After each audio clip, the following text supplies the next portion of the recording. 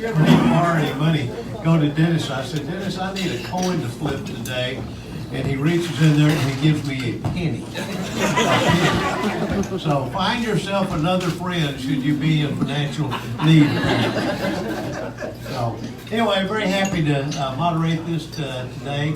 We have some questions. We have our candidates for Mathis, who was disposed of down at the city. You know, they drugged him out and took the buttons. Isn't that pretty much right? I think that's what I was thinking. So anyway, very happy to be here with them today. For what I'm going to do, I am going to flip a coin, and so we know who's first, who's second. Our first speaker will be able to be first, and then when we get to the question, we'll reverse that order and try to give everyone an ample opportunity to respond. So, who wants to pick? What do you? Heads.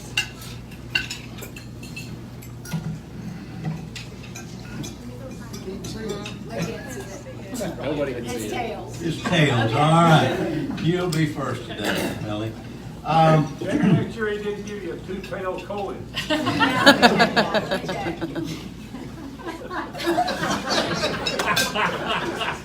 What would you expect? Dennis gave me a penny. All right. And he wants it back. Our first candidate today is Melody, and I've worked on this all morning. Nowowiejski. Nowowiejski. I said Nowowiejski. Would you give me that's close? It's close. It's close. Well, that's better than I thought I'd do. All right. She is a candidate for Ward 3 council seat. She grew up in Webster, just down the street from NASA. She's been in Brownwood for 20 years, first coming to Howard Payne University, where she graduated with a pre-law degree in 2001. She went to Texas Tech for a year, but returned to Brownwood after deciding against the pursuit of a law degree. Today, she is a real estate management in real estate management, calling that her part-time job. Her full-time job is a stay-at-home parent and homeschools all 4 of her children. So please join me in welcoming Melody.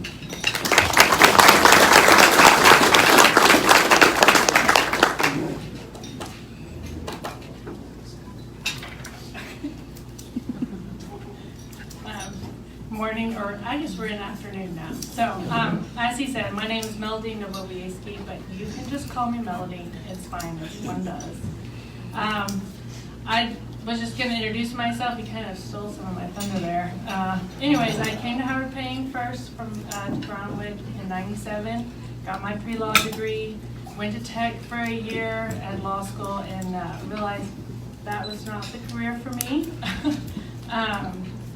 I was kind of idealistic going into the law school thing, and I learned that I love the law, and most other people are trying to figure out how to get around it. So that was kind of an eye-opening experience for me, but a good experience. I came back here, moved to Brownwood permanently in 2002. Since then, before I had kids, I worked in retail. I worked at Northwest Elementary. I worked at Howard Payne. So I've kind of been all over, a little bit of all the experiences. One of my greatest joys, though, is I serve on the board for the Pregnancy Care Center. It's really close to my heart. It's an organization that I really enjoy participating in. My family and I are also very active members at Coggan Avenue. That's also a big part of our life. The last 15 years, I've been raising kids. So I have a son that's about to turn 15 next week. And then I've been homeschooling, as he said. And I just wanted to say, because I'm running for city council, and I just wanted to say my decision to homeschool my kids is not a reflection on Brownwood ISD. I was homeschooled, so I'm the oldest of 13 kids. I heard some of you gasp when she said I homeschool my 4 kids, but my mom homeschooled 13, so this is like nothing. Anyway, so I grew up with that experience, and it was a wonderful experience for me, and I would have done it for my kids, no matter where we lived. I just wanted to give them that similar experience to me. So not a reflection on Brownwood ISD. I do have 4 kids. My oldest will be 15, as I said, next week. He's very eager to drive. Mom, not so much. He's very into baseball, and we have thoroughly enjoyed the City League from T-ball all the way through. He's aged out now. So he does a tournament team. Then I have a 13-year-old, also a boy, who is not into sports, and but he likes to take things apart, put them back together, fix things. That's kind of his thing, and loves clarinet lessons. Then I have 2 daughters, a 9-year-old, and if you've been to city council meetings with us lately, you've seen these 2 girls. So I've got a 9-year-old. She's really into art and animals, anything, literally anything from rats to giraffes. I don't know. Then I have a 7-year-old. She kind of makes up in enthusiasm what she likes in age. She kind of goes full throttle no matter what she's doing. I think it's because she's been chasing down the other 3 her whole life.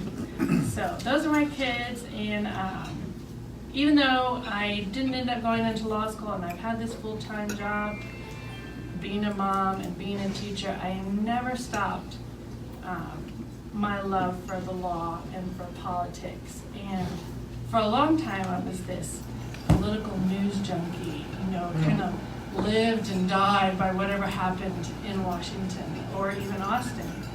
And in those 15 years, I've sort of gone away from that to where I am today, which is the longer I observe events and politics around us, the more convinced I am that the most effective form of government is not just of the people, by the people, for the people, but among the people.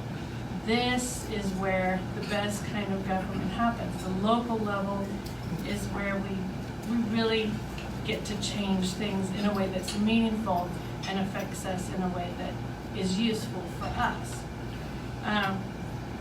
Sending representatives off to Washington or even Austin to make changes that we want to see or champion the causes that we're passionate about is not the most effective way to achieve those changes.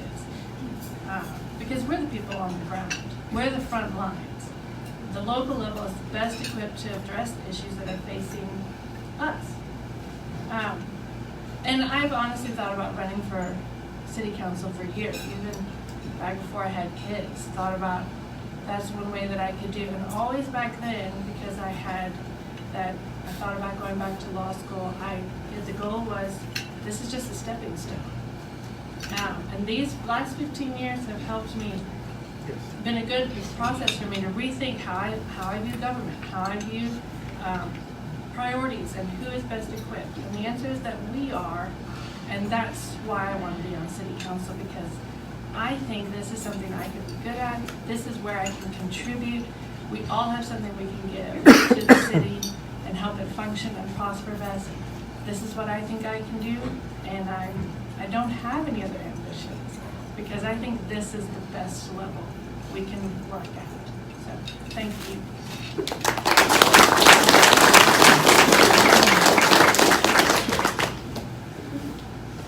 Thank you, Melody. Next up, we have Linda Heitman. She's a 7th generation Texan and a native of Houston, who's worked in property management most of her career. She moved to Brownwood 5 years ago after working on low-income property management in West Texas. She first lived at Lake Brownwood and then moved into Ward 3 in the city. After moving to Brownwood, she worked for Catherine Isabel, CPA, before being hired in 2019 as the Executive Director of Brown County Home Solutions, the homeless shelter in Brownwood. She has secured grants and funding for the facility during her time as Director and continues to seek improvements and grants to improve the facility. She is the mother of 2, a 17-year-old daughter and a 35-year-old son. Welcome, Linda Heitman.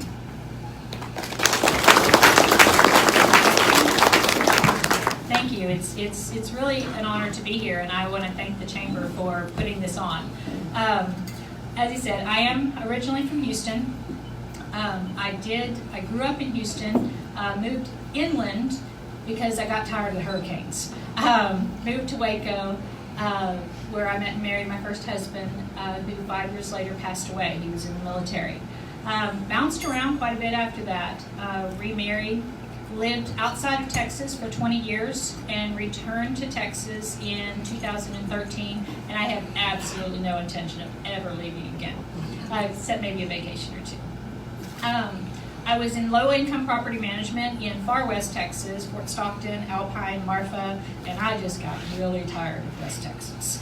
And my son had moved to Abilene, so we were looking for property in the Abilene area, saw an ad for property at Lake Brownwood, and bought property out there.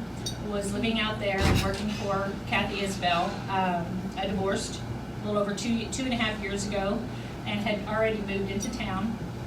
And I love Brownwood. I absolutely love it. It's the perfect size. The people here are amazing. Have gotten really involved in the community.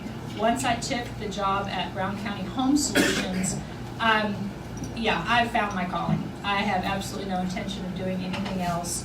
And when I was approached, when Councilman Mathis had announced his retirement, I was approached by two very close friends of mine about running for council, and I'm like, okay, because I don't have enough to do. But I got to thinking about it, and the work that I've done in the community with low income, with those at risk of homelessness, as well as the homeless, I thought this is a great forum to be able to continue the work that we've already done with the city.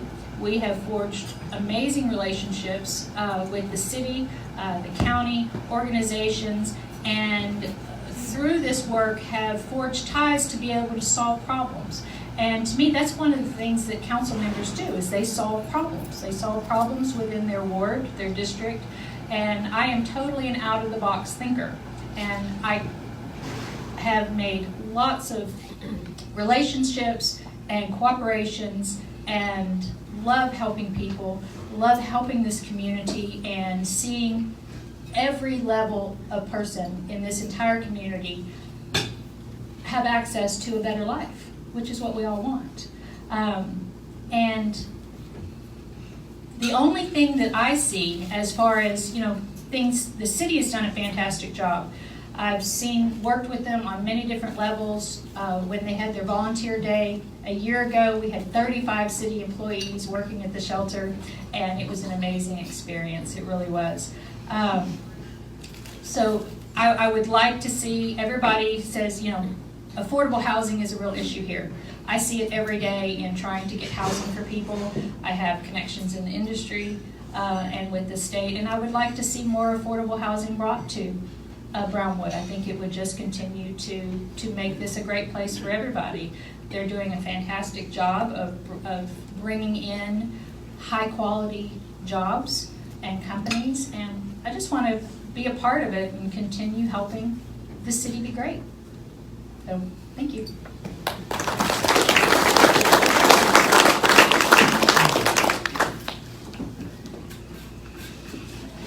I can hardly concentrate on what we're doing up here because I'm so heartbroken about the drawing that went so poorly today. Thank you. My heart pours out to you on that. I know. I don't know what kind of card tricks they're pulling. I'd understood they were down to 2 or 3 cards. Today they had 4 or 5. It's like that thing's growing. A couple more of these meetings, there'll be a full deck again. You stumble onto a fundraiser that works, you go, let's don't quit this one. This is really good. Baker's going, how many buffets did they buy today? Anyway, all right. We're down to the question and answer segment, and we, with the help of the chamber, so they didn't rely on me to ask goofy questions, so they've come up with some, and we've got about 7 or 8 questions per candidate. And so we'll start off over here with Melody. I think I did this right, wouldn't it? No? No, we're going here with Linda. Yep. Did y'all move from time I got it? No, okay. All right. Our first question is, and we'll run through these and you can come up here and respond. The first one will be, have you previously served on a government board of any type? If so, what was the organization and for how long? I have not served on a government board, but I have served as a city secretary for a community I lived in Nebraska. So I'm very familiar with the workings of city government. I also have continuing education with Texas Tech University on governmental accounting. And within Brown County Home Solutions, we do a lot of fund accounting, which is very similar to city government accounting. So I'm very familiar with the government process and the accounting process. Okay. I'll stand up here and speak loudly so you can stay at the microphone if you like. Is there something that you hope to accomplish, some main goal while serving as a city council? Just basically what I've already said. I'd like to see more affordable housing come to Brownwood, and I would also like to continue working to make this better opportunities for every socioeconomic level in Brownwood. What are your thoughts on the BMDD's current area of focus, retail, downtown, housing, and event center? Do you have any suggestions to their current decisions? I think they're doing a fantastic job. I'd love to see downtown being revitalized. The small businesses, that's what America is all about, is small mom and pop organizations that give back to the community. And nobody likes seeing all of the boarded up buildings downtown, and so I think it's fantastic. I think they're doing a terrific job. Do you have any suggestions? Nope. How do you think? Keep up the good work. There you go. All right, there you go. How do you think the hot funds should be spent? I think they should be spent probably as they already are in promoting tourism in Brownwood. I don't know what their advertisements consist of statewide. I haven't looked at it, but that's the whole purpose, is to encourage tourism and improvements to make visitors feel more welcome, more at home, more venues for activities. What are some of your ideas to help improve infrastructure in the city of Brownwood over the next few years? Really, other than continuing partnerships with emergency management, and I know that the storm that came through brought an area where, even though this was like a 50-year storm, it brought areas to where we can always improve to prepare for the next storm. And and it's not an if, it is a when. But I believe that the city has worked really hard to identify these areas and to mitigate factors for the future. So they're doing a great job. What do you believe is the single most compelling issue facing the city of Brownwood? Affordable housing. That's a quick, simple answer. Very good. Currently, there is a high demand for housing, that leads right in this, Yep. but a shortage in available inventory. What steps can the city of Brownwood take to help spur on residential growth? Well, there's two different areas you can do that. One is in developing new inventory, contacting builders, starting new subdivisions, paving the way for that to happen. The other is what I mentioned earlier about affordable housing, contacting companies who develop affordable housing options, talk with the Texas Department of Housing and Community Affairs as far as recommendations, grant funds available to entice more affordable housing to come to Brownwood. Do you feel there's waste in the city budget? If so, please cite specific areas where you would reduce funding. And what areas of the city budget do you feel need to be increased? Honestly, I have not gone over the budget in detail, so I have no answer for that. That's our list of questions. Okay, thank you very Right much. there. All right. Thank you very much, Linda.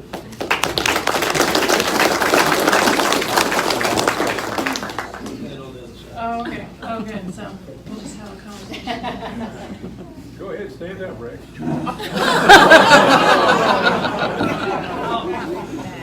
I'm on the level with these. I know.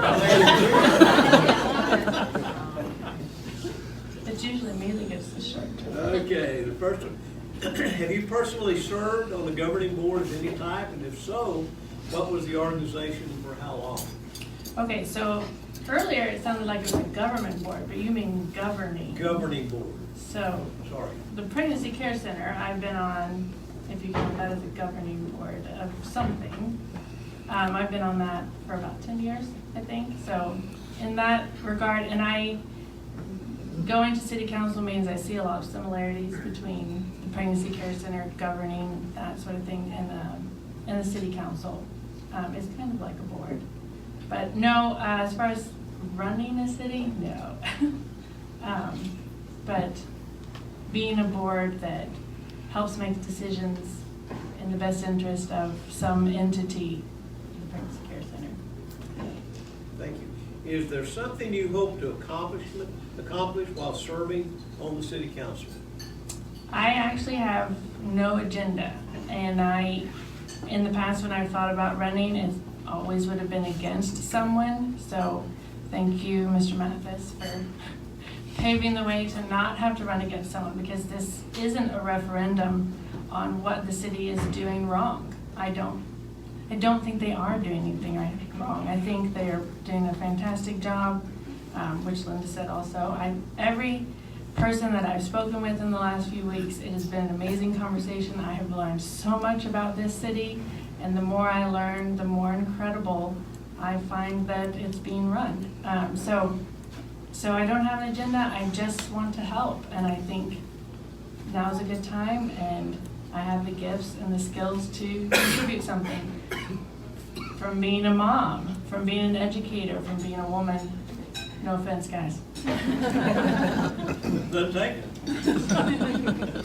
What are your thoughts on the BMDD's current areas of focus, retail, downtown, housing, the event center? Do you have any suggestions to the current direction? I actually went through it, and I meant to bring it in, but there's a little pamphlet the Brownwood MDD put out for last year, and y'all should look at it. It's really amazing what they've been working on, the projects they've been doing, the way that they help our infrastructure, help bring in new businesses. I think last year it was 27 certificates of occupancy for new businesses in this area.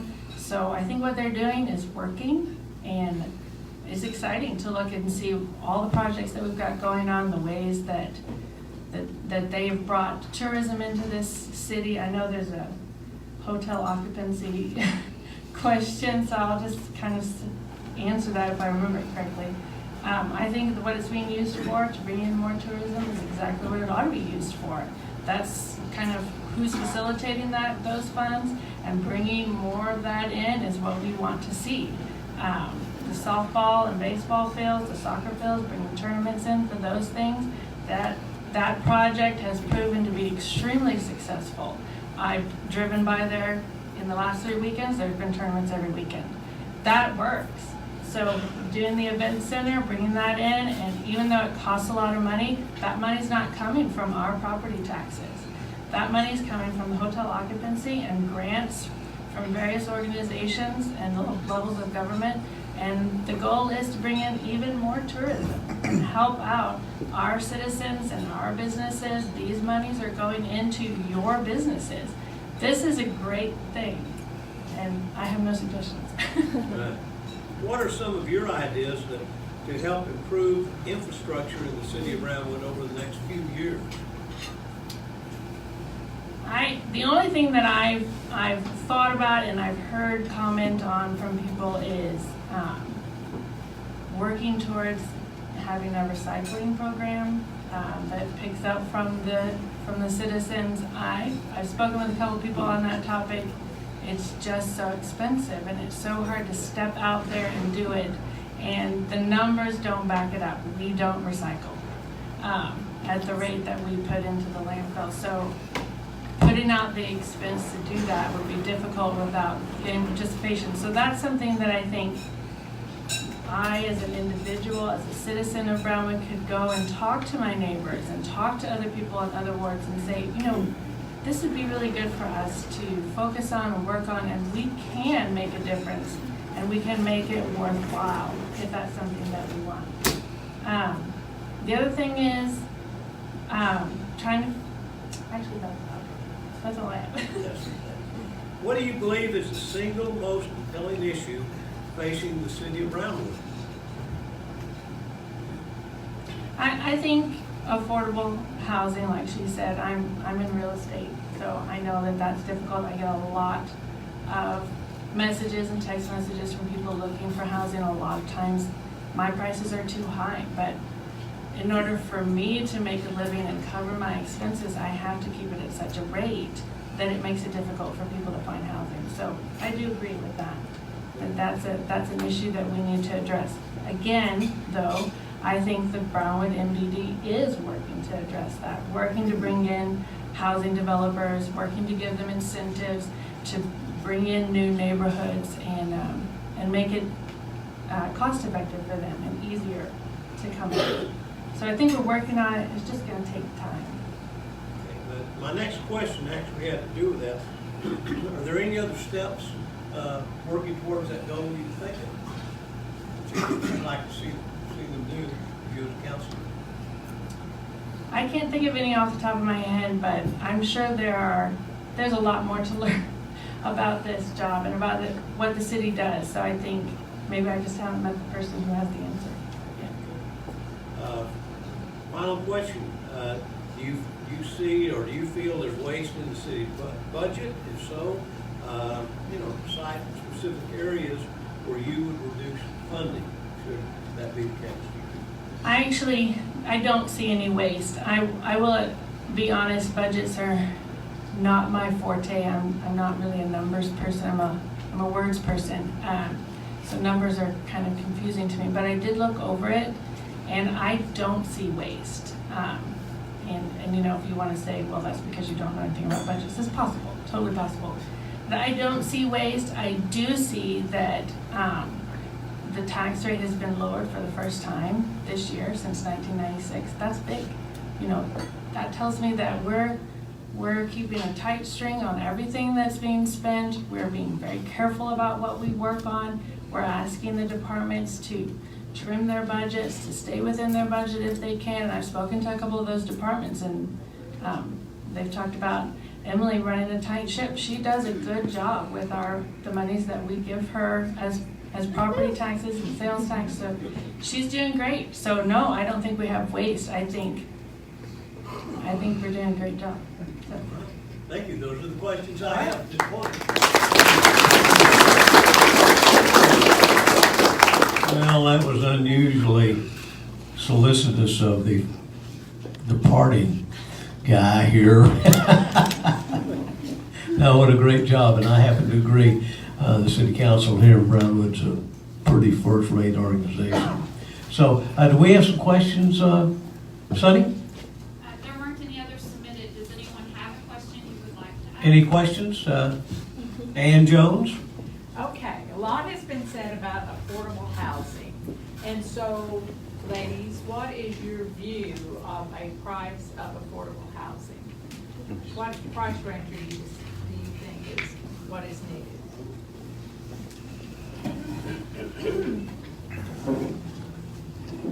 What I'm seeing in my business with Brown County Home Solutions and the people who come to us for assistance is although there are some really good paying jobs in this community, there are a tremendous amount of service jobs, which are, $8 to $10, $11 an hour. And if you have a family making $10 an hour, they can't afford $800 a month rent. It's just not feasible. And so by bringing in affordable housing, which is basically subsidized housing, it makes it to where it's affordable to them in the $500 to $600 range, but the owners are still able to make more money due to subsidized housing. And because that's not a livable wage. And as many service jobs as there are in this community, that's the reality for many, many people.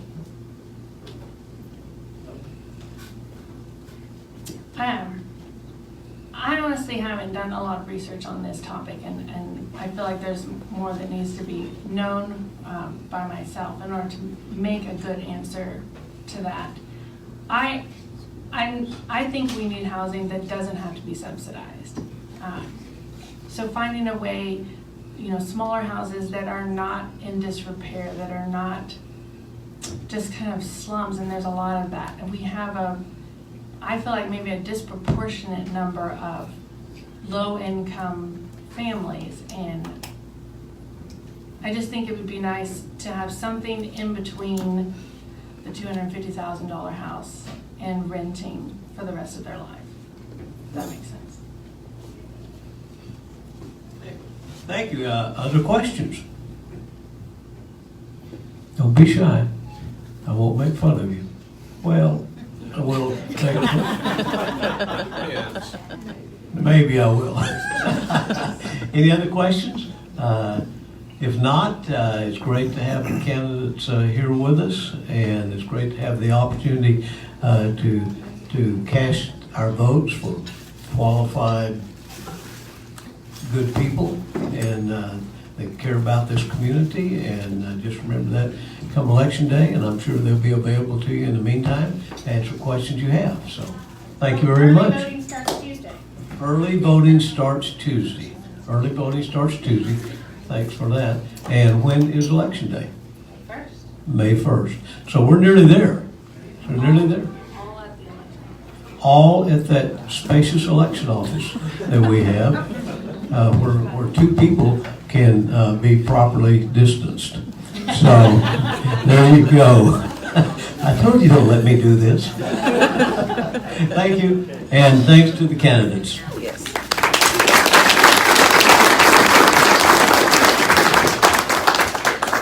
Thank you, Rex. We appreciate you moderating today. We also want to make sure we thank our sponsors again. Smile Doctors, thank you so much for sponsoring today's luncheon. And then we also want to thank our supporting sponsors, Hendrick Medical Center and Extreme Jump. Thank you guys for your support of the Chamber of Commerce. Melody and Linda, thank you so much, and good luck to both of you. Thank you. Rex, we appreciate you. Get out and vote. That's where you make the difference. That's where your voice can be heard, is at the ballot box. So make sure you go vote. It's most important. Have a great, safe weekend, and stay tuned for next month's law enforcement luncheon. Absolutely, To show our support for law enforcement, because I know none of you would just show up just to try to win the $14,482. Right? All right, thank you so much, and have a great weekend.